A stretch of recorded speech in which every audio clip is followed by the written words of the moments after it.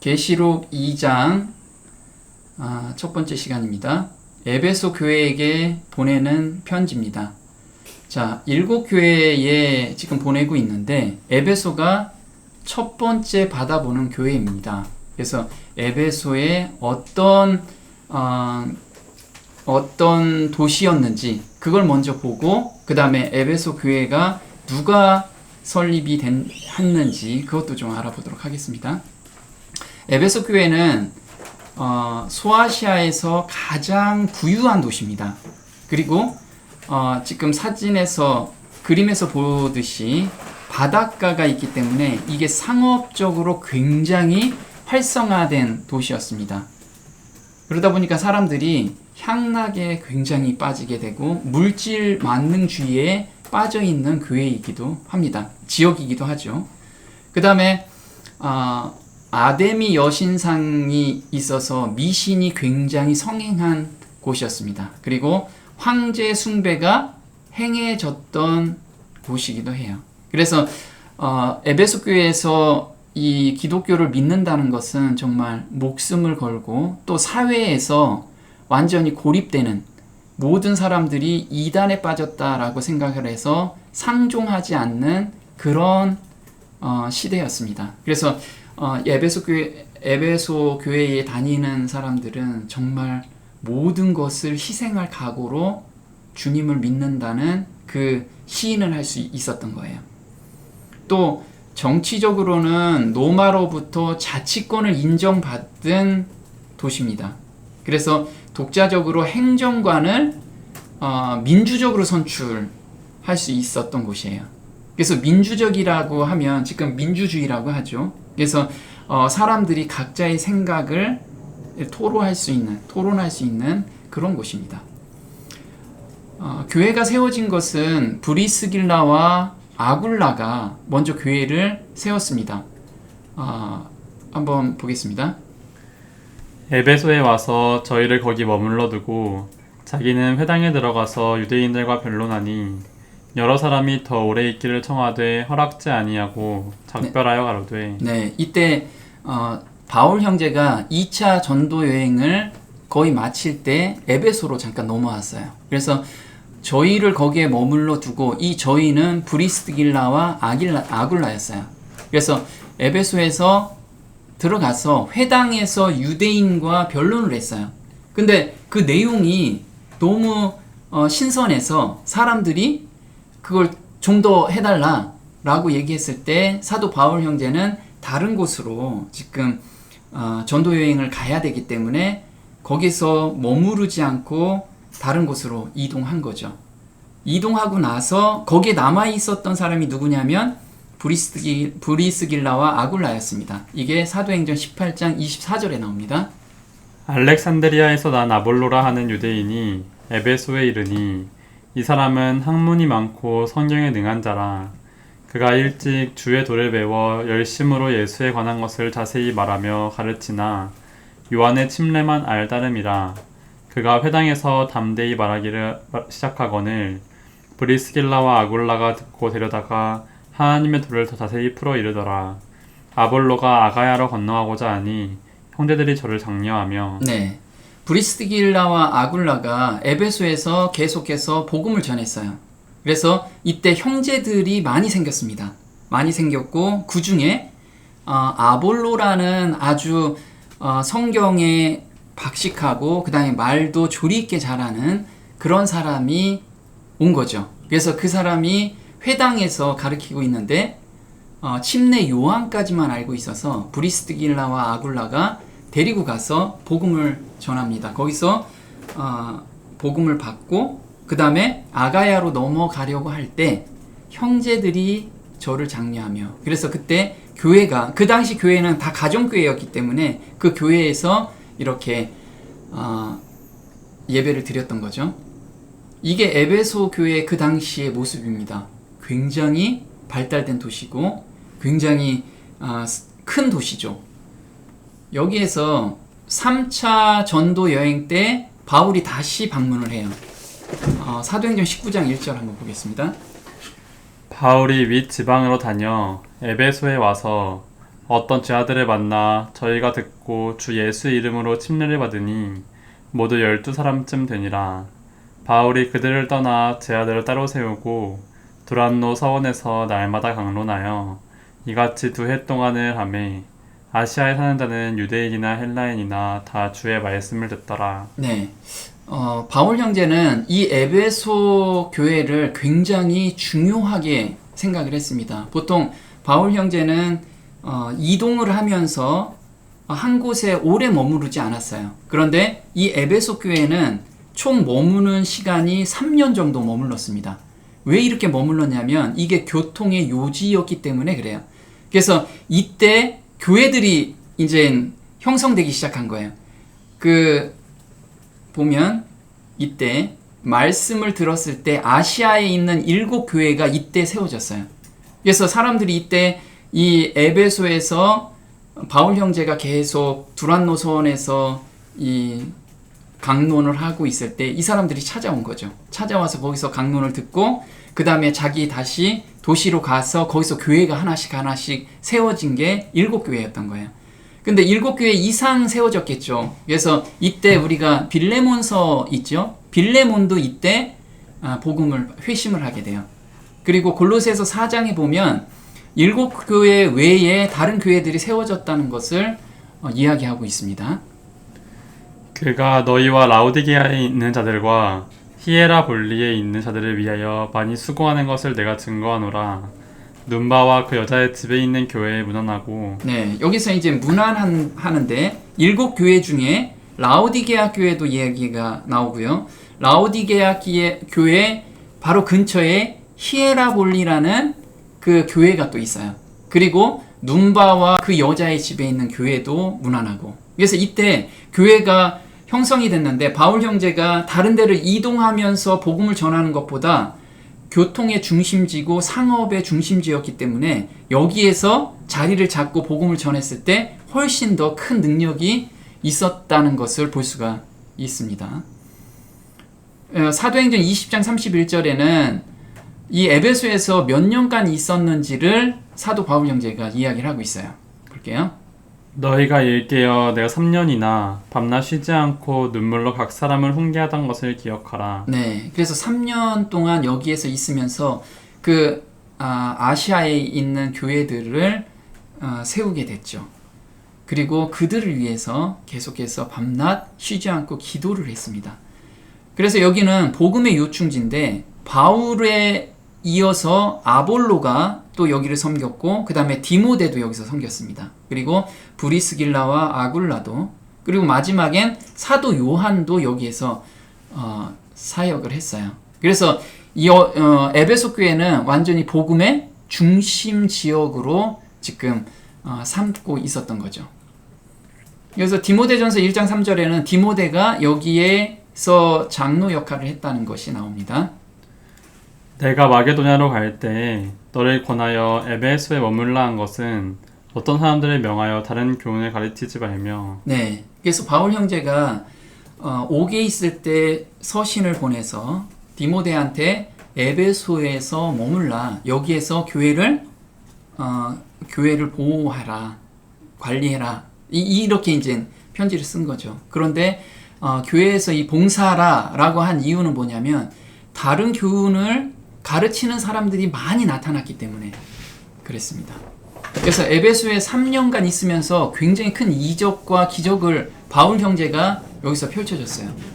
근데 여기에는 아르테미 신전이 있었고 그 다음에 아데미 여신이 있었어요. 이거는 다산의 여신이고 풍부의 여신이었어요. 그래서 사람들이 이 여신상을 깎아서 파는 그런 신상을 깎아서 파는 그런 것이 굉장히 성업을 했습니다. 그런데 바울 형제가 2년 넘게 여기서 복음을 전하면서 그 사람들이 다 복음을 접하게 된 거예요. 그래서 그 사업이 엄청나게 쇠퇴하게 됩니다. 그게 사도행전 19장에 이렇게 나옵니다. 거기에 데메드리오라는 은세공인이 있었는데 그는 은으로 아데미 여신의 모조 신전을 만들어 직공들에게 적지 않은 돈벌이를 하게 하였다. 그런데 바울이라는 사람이 사람의 손으로 만든 것은 신이 아니라면서 에베소뿐만 아니라 온 아시아에서 많은 사람들을 설득하여 그들의 마음을 돌려놓은 것을 여러분도 보고 들었을 줄 압니다. 네. 그래서 바울 형제가 지금 이렇게 도시에 들어가서 거기에서 하나님의 빛을 계속해서 사람들한테 비추고 있었던 거예요. 그래서 그 빛을 보고 사람들이 계속 찾아오기 시작한 거죠. 물론 여기서 성령의 역사를 통해서 굉장히 복음 역사도 있게 된 거죠. 마찬가지로 우리가 어디에 있는지 그게 중요한 게 아니고 그곳에서 내가 빛을 비추고 있는지 이게 더 중요하다는 거예요. 하나님께서는 각 사람이 있어야 할 장소를 반드시 계획하고 계시고 허락하고 계신다는 거죠. 그래서 우리가 현재 있는 곳에서 정말 빛이 되는 그런 삶을 우리가 살아야 된다는 거예요. 교회의 특징은 교차 대구 구조로 이루어져 있습니다. 그래서 7교회로 예수님께서 그 7교회 사이를 걸어가고 계시는데 보호하고 계신다는 뜻이겠죠. 그래서 에베소 교회하고 라오디게아 교회가 같은 상황을 지금 맞이하고 있습니다. 그리고 서머나 교회하고 빌라델비아 교회, 그리고 버가모 교회하고 사대 교회가 같은 상황에 접해 있는 거죠. 그리고 두아디라 교회는 독단적으로 이 세상에서 자기가 왕이라고 생각을 하고 있는 교회입니다. 그래서 지금 에베소 교회는 라오디게아 교회하고 교차 대구를 이루고 있는데요. 에베소 교회에서는 이제 교회가 시작하는 그 시작하는 시점에서는 이른비 성령을 통해서 교회가 이제 출범을 하게 됩니다. 근데 라오디게아 교회는 늦은비 성령으로 교회가 완전히 완성이 되는 거죠.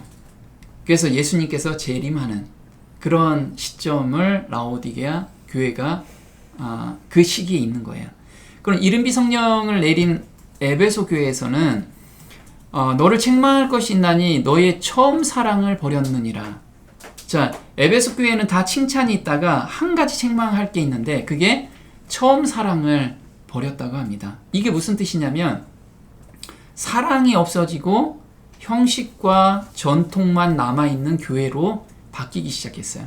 에베소 교회는 사도 시절에 사도들이 세운 교회입니다. 그래서 사도들이 예수님을 직접 보고 만지면서 정말 사랑을 온전히 실천한 교회였죠. 그런데 이 2세대, 3세대로 이 복음이 넘어가면서 2세대, 3세대에서는 그 사도들이 만들어 놓은 그 형식, 그 교회에서 사랑이 나오면 자연스럽게 어떤 교회의 규범도 있고 그 교리도 있는데 사랑이 빠지면 그 교리가 지키기가 너무 어려운데 그 알맹이는 쏙 빠진 그런 시기가 바로 에베소 교회의 시기였어요. 그래서 사랑이 없어지고 전통만, 형식과 전통만 남아있는 교회인 거죠. 늦은비 성령을 내리는 이 라오디게아 교회도 같은 입장이었다는 거예요. 그래서 계시록 3장 15절에 이렇게 나옵니다. 내가 내 행위를 아노니 내가 차지도 아니하고 덥지도 아니하도다. 내가 차든지 더웁든지 하기를 원하노라. 네, 그래서 여기서 차든지 더웁든지 하래요. 그러니까 하나님을 선택할 거면 정확히 선택해서 하나님 사랑 가운데 있든지 아니면 세상을 사랑하려면 세상을 사랑하든지 이렇게 해야 되는데 뜨뜻미지근하니 하나님도 한쪽, 세상도 한쪽 이렇게 양다리를 걸치고 있는 시점이 바로 라오디게아 교회라는 거죠. 그런데 라오디게아 교회가 처음 출발할 때는 그러지 않았다는 거예요. 사랑이 충만하게 시작됐는데 이게 2세대, 3세대로 넘어가면서 형식과 전통만 남아있다라는 거예요. 그 교회가 바로 라오디게아 교회라는 거죠. 그래서 에베소 교회는 또 부유한 교회였고 라오디게아 교회는 부자인 교회입니다. 그래서 에베소 교회는 형식적인 조건들이 풍족하게 채워진 교회입니다. 이때는 도시를 보면 우리나라로 치면은 지금 서울과 같은 또는 가장 큰 도시 세종신도시 같은데 그렇게 큰 도시입니다. 그 도시니까 돈도 풍부하게 벌리고 그 다음에 놀거리도 많고 젊은 청년들이 젊은 세대들이 거기가 훨씬 좋아 보이는. 근데 라오디게아 교회도 그런 기별을 받고 있다라는 거예요. 계시록 3장 17절에 이렇게 나옵니다. 내가 말하기를 나는 부자라 부유하여 부족한 것이 없다. 네, 실상은 본인들이 믿음에서는 정말 벌거벗고 있는데, 하나님 편에서는 벌거벗고 있는데 외형적으로는 지금 부자고 부유하다, 그리고 부족한 게 없다라고. 지금 우리 시대가 그렇잖아요. 우리 시대는 다 조직도 잘 갖춰져 있고, 그 다음에 부흥이 일어나는 것 같고, 그리고 부족한 게 하나도 없고 핍박도 그렇게 많지 않고, 이런 시대라는 거예요. 이게 사도 요한의 교회에 기념탑을 세웠다고 합니다. 이게 지금 에베소에 있는 사도 요한의 교회입니다. 근데 외부적인 픽박과 내부적인 오류에 대한 문제를 가지고 있었어요. 에베소 교회가. 한번 볼게요. 네로 황제는 AD 64년부터 기독교 박해를 시작했는데 이때 에베소 교회 성도는 바울과 신앙을 저버렸다. 일부 성도는 박해의 칼날을 두려워하여 배교하기도 했다. 네, 이때 네로 황제부터 본격적으로 기독교인들을 핍박을 했어요. 그리고 사도 요한까지 이제 그게 정기적으로, 주기적으로 이제 핍박이 있기 시작한 거죠. 그래서 사도 바울 형제 당시 디모데후서 1장에는 형제 중에서 배도한 형제들이 있더라. 그걸 이야기하고 있어요. 아시아에 있는 모든 사람이 나를 버린 이 일을 내가 아나니 그 중에 부겔로와 허모게네가 있느니라. 오네시보로의 집에 저가 에베소에서 얼만큼 나를 섬긴 것을 내가 잘 아느니라. 네, 여기에서 오네시보로만 이 에베소에서 이 바울 형제를 극진히 보살핀 그거고, 나머지는 대부분 많이 배도했다라는 거예요. 근데 앞으로 우리가 교차 대꾸로 우리 라오디게아 교회에서는 어떻게 될 거냐면, 이렇게 핍박이 왔을 때 대다수의 많은 사람들이 이렇게 배도할 거다. 이게 교차 대꾸라는 거죠. 또 내부적으로는 어떤 오류에 빠져 있냐면 영지주의에 대한 내용이었습니다. 한번 볼게요.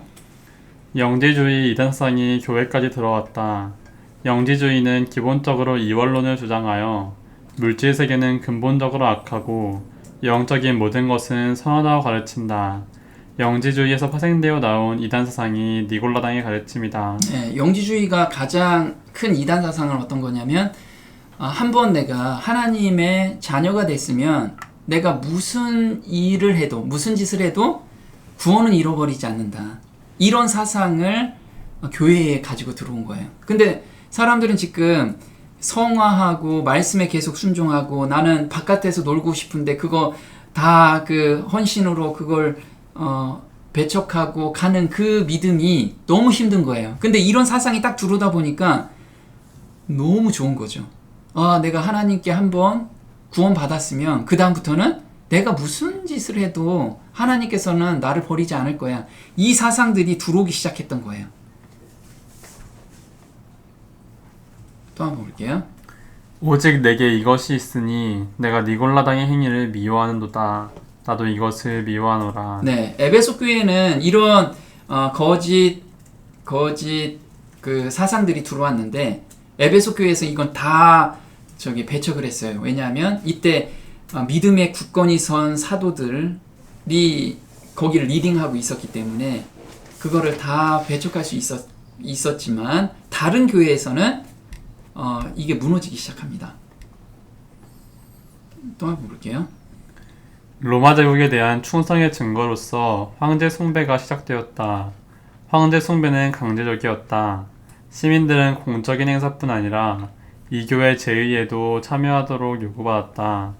많은 기독교인들은 그 같은 행위에 참여하기를 거부했기 때문에 고난을 당하고 때로 순교하기도 했다. 네, 이게 강제 동원용이에요.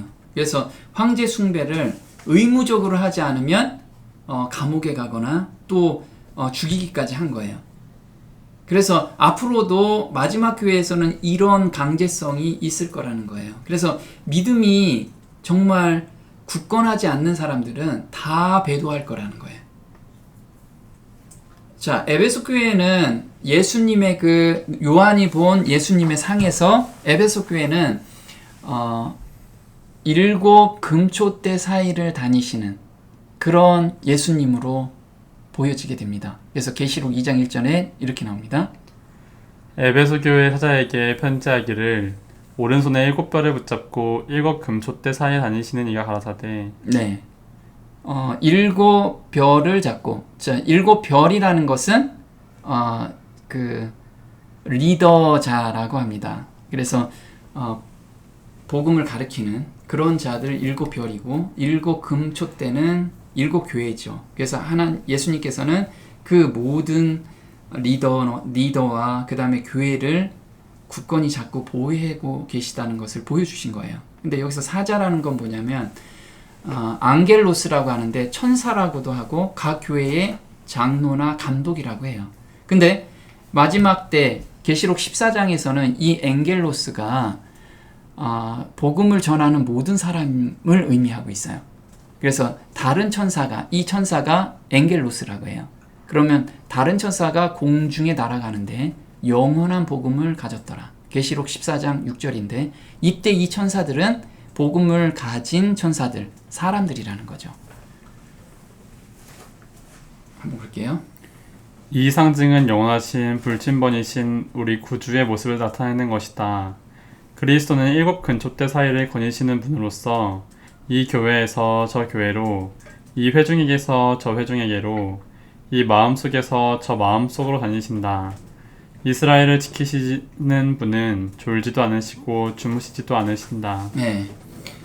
예수님께서는 지금 이 교회를 보호하고 계시고요. 그 다음에 7별뿐만 아니라 그 안에 있는 성도들을 다 보호하고 계시다는 것을 지금 상징적으로 보여주고 계시는 거죠. 그래서 이 마음 속에서 저 마음 속으로 다니고 계신다는 거예요. 그래서 그는 각 교회의 집회 때마다 참석하신다. 그래서 저희가 이렇게 집회를 하고 하나님에 대해서 저희가 교제를 하고 이럴 때 그 교회 집회에 참석하고 계신다는 거죠. 그는 누구의 마음이 성령의 기름으로 채울 수 있는 마음인지를 아신다. 그래서 정말 예수님께서는 각 사람의 상태를 다 아시고 아직 그게 갈리지 않았다면 그 사람을 위해서 그 마음밭이 갈릴 수 있도록 또 성령께서 인도하시고 이걸 각 개인 한 사람 한 사람의 상황에 맞춰서 지금 다 인도하고 계신다는 거예요.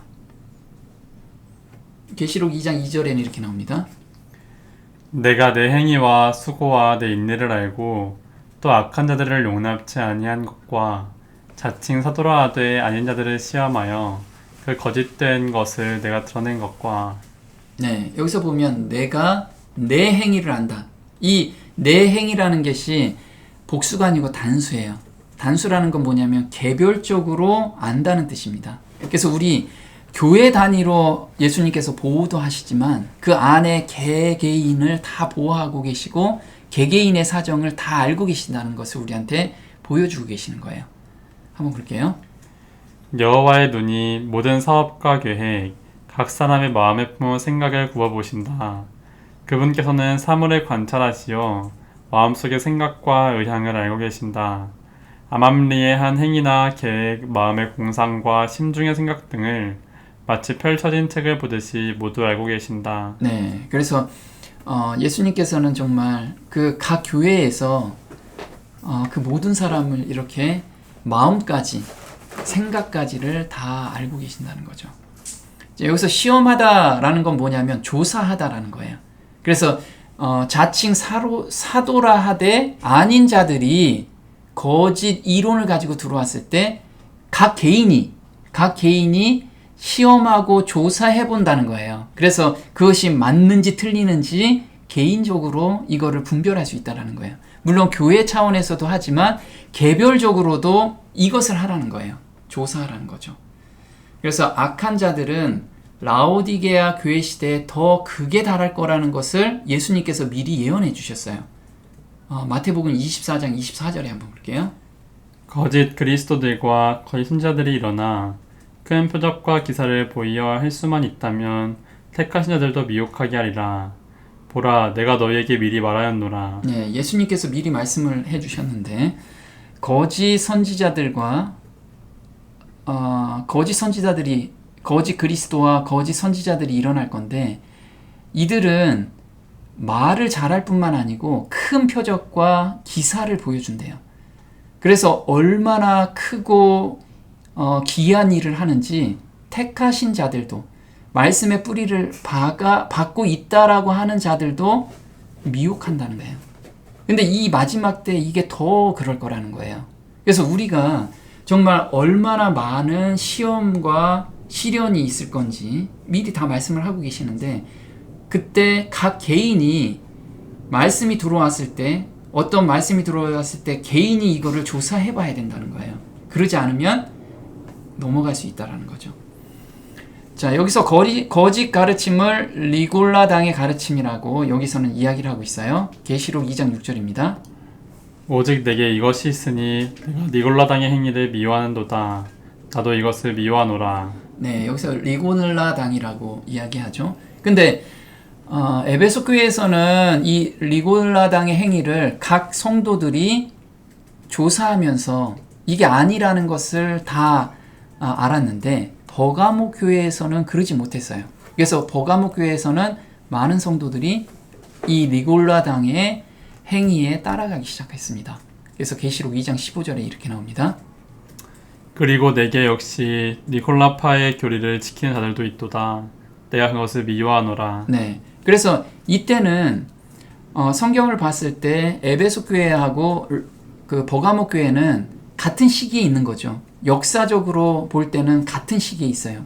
예언적으로 볼 때는 시대별로 나누지만 우리가 역사적으로는 같은 시기지만 어떤 교회에서는 이걸 온전히 지키고 어떤 교회에서는 무너지고, 이런 사태가 발생이 됐다라는 거예요. 그건 뭐냐면 교인들이 각자가 이거를 그런가 하여 성경을 공부해야 되는데 앞에 있는 목사나 또는 교사들 말만 믿고 따라갔을 때는 이렇게 무너질 수 있다는 거예요.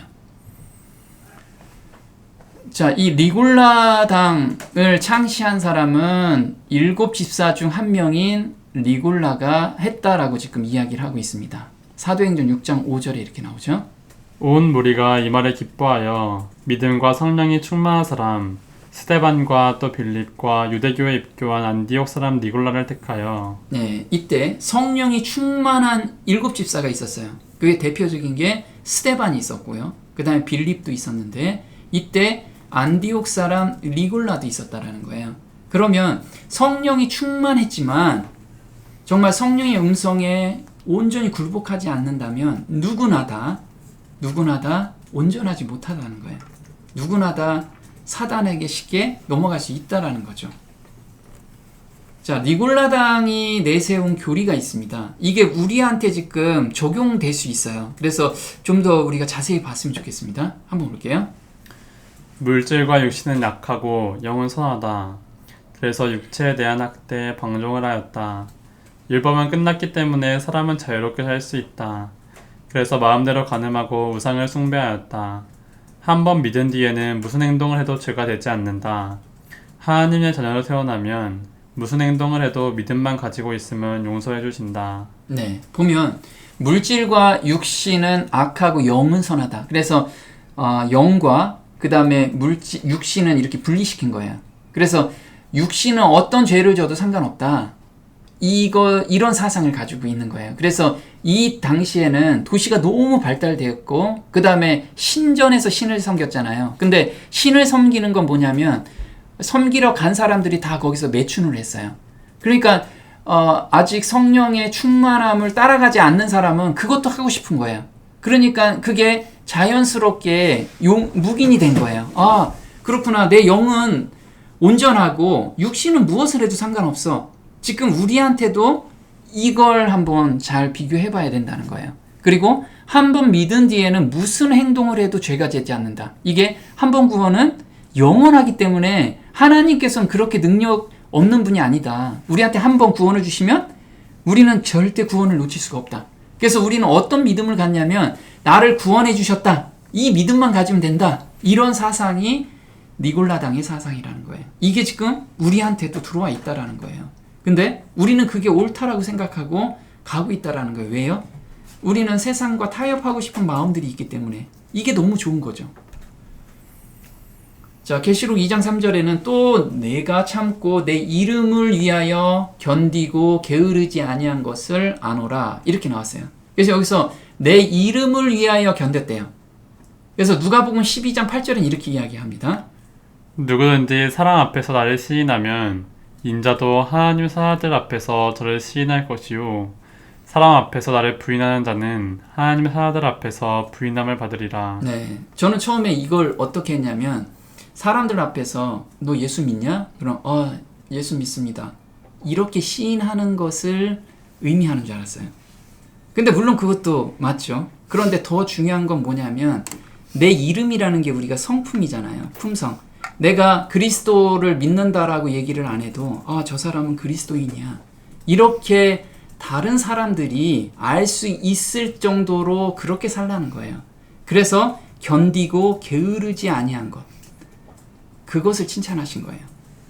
그냥 내가 어디 가서 저 그리스도인입니다. 어디 가서 저 예수 믿음 저 불신지옥 이렇게 표현하는 거 그런 것보다도 더 중요한 건 그냥 품성으로 말을 안 해도 저 사람 그리스도인이구나 이렇게 살라는 거예요. 말뿐만 아니라 평상시 예수님의 품성을 나타내라는 거죠. 마태복음 5장 16절에 이렇게 나옵니다. 이같이 너희 빛을 사람 앞에 비추게 하여 저희로 너희 착한 행실을 보고 하늘에 계신 너희 아버지께 영광을 돌리게 하라. 네. 그래서 사람들이 그 빛, 내가 행동하는 빛, 그걸 보고 하나님께 역시 그 교회 다니는 하나님을 믿는 사람은 저렇게 살아야 돼. 이렇게 이야기가 나와야 된다는 거예요. 그러나 너를 책망할 것이 있나니 너는 너의 처음 사랑을 버렸느니라. 그래서 처음 사랑을 버렸대요. 그래서 에베소서 1장 15절에 이렇게 나옵니다. 주 예수 안에서 너희 믿음과 모든 성도를 향한 사랑을 나도 듣고. 네, 여기서 처음 사랑을 버린 게 어떤 거냐면 모든 성도를 향한 사랑, 이 모든 성도에 대한 사랑이거든요. 이게 에베소서 1장 15절이니까 바울 형제가 에베소 교회가 이제 막 태동하고 조금 이제 성장할 때 편지를 쓴 거죠. 편지를 써서 에베소 교회를 돌아보니까 소식을 들어보니까 모든 성도를 향한 사랑이 넘쳤대요. 이 모든 성도라는 거는 어떤 거냐면 우리가 교회에 있으면 성도 같지 않은 성도도 있죠. 그런 성도들까지 그 허물을 다 용서해주고 그렇게 성도를 섬겼다라는 거예요. 그게 처음 사랑이었다라는 거예요. 근데 사랑이 식어가면서 저 사람 왜 저래? 저 행동 왜 저러지? 꼴도 보기 싫다. 이렇게 나오기 시작한 거예요. 이게 사랑이 식어가기 시작한 거죠. 만약에 사랑이 충만하면 모든 허물을 덮어주는 것. 우리가 사랑은 모든 사랑을 덮어주잖아요. 이게 사랑인데 그 사랑을 잃어버리기 시작한 거예요. 그게 우리한테도 그런 게 다 나타난다는 거예요. 사람이 꼴도 보기 싫고 내가 볼 때 뭐가 안 좋다라고 하는 것은 내가 지금 사랑이 식어가고 있다라는 것을 한번 반증해 보는 것도 필요하다는 거예요. 요한 1서 4장 20절입니다. 누구든지 하나님을 사랑하노라 하고 그 형제를 미워하면 이는 거짓말하는 자니 보는 바 그 형제를 사랑하지 아니하는 자가 보지 못하는 바 하나님을 사랑할 수 없느니라. 네, 그래서 요한 사도가 이렇게 쓴 거예요. 그때 에베소 교회가 점점 사랑이 식어가고 형식만 그리고 어떤 교리만 내세우기 시작한 거예요. 이거 지켜야지. 이거 왜 안 하고 있지? 이런 교리만 계속해서 교회에서 팽배하기 시작을 한 거예요. 한번 볼게요.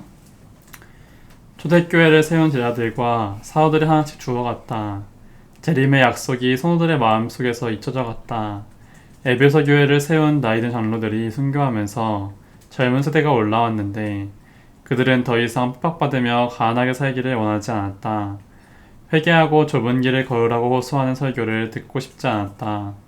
그래서 그들은 새롭고 신기하고 놀라운 복음을 찾고자 했다. 그들은 옛 신앙을 버리고 새로운 교리를 받아들였다. 바로 이것이 에베소 교회를 불타게 만들었던 처음 사랑이 식어지면서 좁은 길을 떠나게 된 과정이다. 네. 그래서 1세대에서 간직했던 그 사랑이 2세대까지 넘어가지 못한 거예요. 그대로 전수가 되고 갔어야 되는데 사랑이 빠지니까 형식만 남게 된 거죠. 그래서 사람들이 형식만 남으니까 다른 거 없나? 이렇게 생각을 하는 거예요. 그래서 에베소 교회에서 가지고 있었던 그 보화를 그냥 다른 교회에 뭐 다른 소식이 없나? 이거는 너무 고루한 거 아닌가? 이렇게 생각해서 다른 거를 계속 찾기 시작한 시점이 바로 이 시점이라는 거예요. 그래서 예수님께서 계시록 2장 5절엔 그럼 회개하고 돌아오라고 권면을 하십니다. 볼게요. 그러므로 어디서 떨어진 것 생각하고 회개하여 처음 행위를 가지라. 만일 그리하지 아니하고 회개치 아니하면 내가 내게 임하여 내 촛대를 그 자리에서 옮기리라. 네, 여기서 생각하다라는 건 뭐냐면 계속해서 기억하라. 계속해서 기억하라는 거예요. 한번 생각하라는 게 아니고 계속해서 어디에서 떨어졌는지 계속해서 우리가 첫사랑을 잃어버렸으면 내가 뭐가 어디에서 떨어졌을까? 그걸 계속 생각해 보라는 거예요. 회개하다라는 뜻은 뭐냐면 메타노에손이라고 하는데 능동태 명령법으로 태도와 행위를 즉각 바꾸라는 거예요. 즉각 바꾸라는 긴급한 호소라는 거죠. 그래서 이 생각이 들었으면 그날 바로 바꾸라는 거예요. 회개가 나 아직 마음이 안 바뀌었어요. 이 상태가 아니고 정말 그 마음이 왔으면 바로 하나님께 매달리라는 거예요.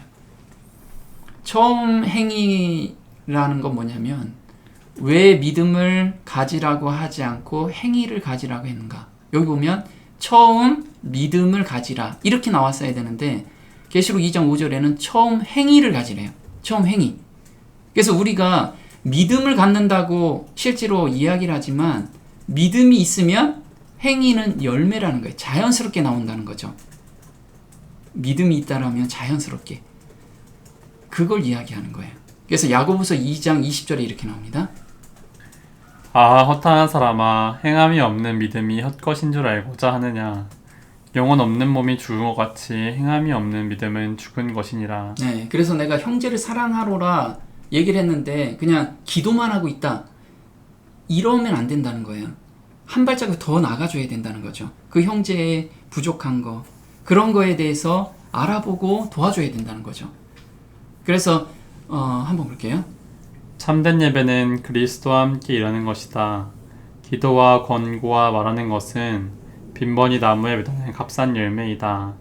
그러나 선행, 즉 곤비판자나 고아와 과부를 돌보는 일은 좋은 나무에서 저절로 자라는 참된 열매이다. 네, 그래서 이때 에베소 교회에서는 제가 형제를 위해서 기도해 줄게요. 제가 자매를 위해서 기도해 줄게요. 이렇게 말은 엄청나게 풍성해졌다 이거죠. 근데 실제로 도와주거나 실제로 그 사람한테 가서 무슨 행동을 하는 것이 없었다라는 거예요. 그래서 처음에 너희 에베소 교회가 설립될 때는 정말 극한 가난에서도 너희가 어려운 사람을 도와주지 않았느냐. 그 사랑의 행위를 지금 이야기하고 있는 거예요. 제가 부부 10계명이라고 인터넷상에서 가져왔는데요.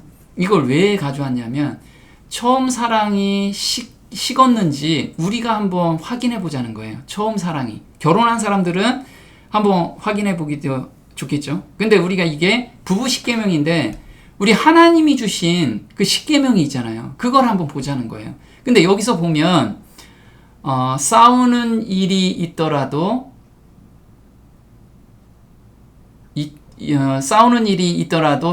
이렇게 패거나 싸우지 않게 상처를 주지 않겠다. 이런 말들이 있어요. 근데 이렇게 10계명을 했을 때는 처음에 결혼할 때는 이게 사랑이 바탕이 돼서 이게 만들어졌기 때문에 이거 지키기가 굉장히 쉬웠다는 거예요. 이런 거 당연히 시키는 거 아니야? 이렇게 시켰는데 사랑이 점점 식어가면서 이게 문자적으로만 오게 되는 거예요. 주말이면 내가 청소하겠다. 그럼 청소 또 해야 되나? 주말 오는 거 너무 싫어. 이렇게 되기 시작한 거예요. 이게 우리가 사랑이 식어가는 게 정말 하나님께서 주신 그런 저희하고 한 약속이 점점 내 마음속에서 무거워지기 시작해. 그 무거워지기 시작할 때 내가 사랑이 식어가고 있구나. 그러면 처음 사랑으로 돌아가는 거, 그걸 깊이 생각하고 계속 생각해 봐야 돼요. 그걸 하라는 거예요. 그래서 부부 10계명을 지키기가 버거워진다. 사랑이 식을 때 그래요. 말씀을 매일 안 봐도 보고 싶은 마음이 안 생긴다. 우리가 사랑하면 매일 보고 싶잖아요. 근데 하나님과 사랑을 우리가 나누고 있는데 말씀을 매일 안 봐도 그렇게 크게 뭐 내가 갈증도 안 나.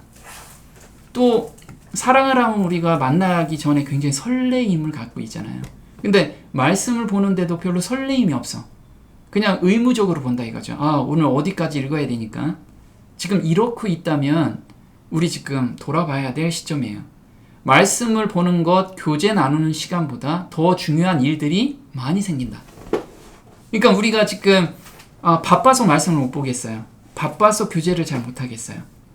그렇게 지금 생각하고 있다면 우리는 사랑이 식어가고 있다라는 것, 아니면 사랑이 아예 식었다는 것을 우리가 돌아봐야 될 시점이라는 거예요. 상대방에게 돈과 시간을 쓰기가 아까워진다. 이제 사랑이 식은 게 가장 대표적인 게 그런 거죠. 우리 각자 플레이 하자. 이런 것들. 근데 사실 사랑하면 내가 돈 번 거를 상대방을 어떻게 기쁘게 해줄까? 이거 생각을 하잖아요. 마찬가지로 우리가 정말 하나님과 지금 사랑을 나누고 있다라면 하나님께 시간과 내 재능을 바치는 거, 이게 정말 아깝다고 하면 그걸 지금 아직 사랑을 나누고 있지 않다라고 우리가 보면 될 것 같아요. 계시록 2장 7절 한번 보겠습니다. 귀 있는 자는 성령이 교회들에게 하시는 말씀을 들을지어다. 이기는 그에게는 내가 하나님의 낙원에 있는 생명나무의 과실을 주어 먹게 하리라. 네, 여기서 귀 있는 자라고 그래요. 귀 있는 자. 그럼 귀 있는 자가 우리 다 귀가 있잖아요. 근데 우리가 성경을 봐도 나는 성경을 제대로 읽고 있어 라고 생각하지만 정말 그게 귀 있는 자냐? 이사야서 55장 3절에 이렇게 나옵니다. 너희는 귀를 기울이고 내게 나와 들으라. 그리하면 너희 영혼이 살리라. 내가 너희에게 영원한 언약을 세우리니 곧 다윗에게 허락한 확실한 은혜니라. 네, 확실한 은혜를 우리한테 주셨는데 너희는 귀를 기울이고 내게 나와 들으라. 그래서 지금 성령의 음성으로 자꾸 우리한테 듣게 지금 인도하고 계세요. 그럴 때 순종하고 따라가야 된다는 거예요. 그러면 영혼이 산다라고 이야기하는 거예요. 이게 귀가 있고 들린다는 거예요. 이사야서 6장 9절 한번 볼까요? 너희가 듣기는 들어도 깨닫지 못할 것이요 보기는 보아도 알지 못하리라. 이 백성의 마음으로 둔하게 하며 그 귀가 막히고 눈이 감기게 하라. 네, 듣기는 들어도 깨닫지 못한다. 우리가 성경을 읽기는 읽어도 깨닫지 못한다는 거예요. 왜요? 마음이 둔하다는 거예요. 마음이 둔하다는 건 하나님께 온전히 마음을 바친 게 아니고 다른 곳에 정신이 팔려 있다는 거예요. 마음이. 그래서 마음밭이 지금 갈리지가 않은 거예요. 그래서 뿌리를 내리고 싶은데 너무 딱딱하고 촉박해서 뿌리를 못 내리고 있다는 거예요. 이게 들을 귀 있는 자가 아니라는 거지. 또 한번 볼게요. 육에 속한 사람은 하나님의 성령의 예를 받지 아니하나니 저희에게는 미련하게 보임이요 또 깨닫지도 못하나니 이런 일은 영적으로라야 분변함이니라. 네, 바울 형제는 고린도전서 2장 14절에 아주 심하게 얘기하고 있어요. 이런 사람들은 육에 속한 사람이다.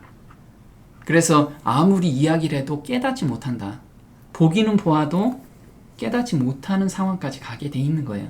이건 내가 지금 육에 속해 있다라고 우리가 돌아봐야 되고 첫사랑으로 우리가 어디서 놓쳤는지 한번 가봐야 된다는 거죠. 자, 여기서 이기는 그에게는, 그럼 누구와 싸워서 이긴다는 의미인가? 에베소서 6장 12절에 이렇게 나옵니다. 우리의 씨름은 혈과 육에 대한 것이 아니요 정사와 권세와 이 어두움의 세상 주관자들과 하늘에 있는 악의 영들에게 대함이라. 그러므로 하나님의 전신갑주를 취하라. 이는 악한 날에 너희가 능히 대적하고 모든 일을 행한 후에 서기 위함이라. 네, 그래서 우리는 지금 매일의 삶이 전쟁터라는 것을 기억해야 된다는 거예요. 나는 그냥 평안하게 산다라고 하지만 지금 내 뒤에 하늘에서는 전쟁이 있는데 선악간의 전쟁이 계속 일어나고 있다는 거예요. 내 마음속에, 내 생각 속에. 그게 내 생각이라고 생각하지 마시고 그 생각을 잡고 있는, 지금 지도하고 있는 게 정사와 권세와 이 어둠의 세상 주관자들, 하늘에 있는 악한 영이 내 생각을 지배하고 있다라는 것을 항상 생각하고, 그거는 내 힘으로 절대 못하니까 그런 생각이 들어오면 빨리 힘 있는 장수한테 피해야 된다는 거예요. 그 피하는 법을 우리는 매일의 삶 속에서 배워야 된다는 거예요. 경험하고. 또 한번 볼게요. 이 세상이 연병장이 아니고 전쟁터라는 것을 배워야 한다. 모든 사람들은 훌륭한 군인처럼 어려움을 견뎌야 하는 것이다. 그들은 대장부와 같이 강건하고 침착해야 한다. 세상의 인정이나 보상을 받지 않을지라도 자원하여 책임을 지고 난관을 헤쳐나가고 해야 할 일을 하는 데에서 품성의 참된 가치를 찾을 수 있음을 청년들이 배워야 한다. 네, 우리는 진짜 연병장만 돌면서 훈련하는 사람들이 아니라는 거예요. 지금 전쟁터에 바로 나가서 싸우는 사람이라는 거예요. 그걸 잊지 말라는 거예요. 우리가 잠깐 방심하면, 전쟁터에서는 총알이 안 피해가요. 우리가 방심하면 총알이 언제든지 날아올 수 있는 곳이라는 거예요.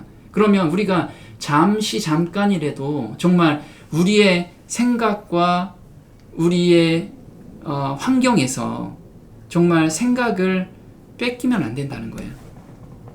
온전히 예수님을 붙들고 가는 그런 삶을 우리는 살지 않으면 언제든지 총 맞아 죽을 수 있다는 거예요. 그래서 이런 것을 어떻게 우리가 전쟁터라는 걸 알 수 있냐? 지금 전쟁터에서 보내는 방법은 뭐냐면, 세상의 인정이나 보상을 받지 않을지라도, 누가 이거 해서 잘하면 칭찬받는 그런 일이 아닐지라도 내 주변에 작은 일, 작은 사람을 도와주는 거, 어려운 사람을 도와주는 거, 그것을 자원하여 책임을 지고 난간을 헤쳐나가고 해야 할 일을 하는 데서 품성의 참된 가치를 찾을 수 있다라고 청년들한테만 이야기하는 게 아니고 우리 모두한테 이야기하고 있다라는 거예요. 그래서 우리는 이기는 그는 지금 현재 주어진 환경에서 정말 예수님의 품성으로 우리가 매일의 삶을 사는 거, 그래서 성령에 온전히 의지하는 법을 우리가 경험하는 거, 이것이 이기는 그라는 거예요. 이기는 그. 우리 모든 성도가 이기는 성도가 됐으면 좋겠습니다. 오늘 여기까지 하겠습니다.